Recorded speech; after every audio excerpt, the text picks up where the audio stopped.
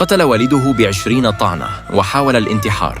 ذكرت تقارير إعلامية أن النجم التركي أورهان شيشمك الذي اشتهر عربياً بدور أحمد في مسلسل الحلم الضائع نجا من محاولة انتحار جديدة بعد فشله سابقاً في 4 محاولات بسبب حالته النفسية المرضية وندمه على قتله والده. وكشف شيشمك عن السبب الذي دفعه لقتل والده بأكثر من 30 طعنة سكين في ظهره وصدره، وذلك بعد تسليم نفسه لقوات الأمن التركية، حيث قال في اعترافاته: أبي كان يتعامل معي بقسوة شديدة، وكان يظهر أمام الجميع كشخص طيب، لكنه كان عكس ذلك تماماً معي.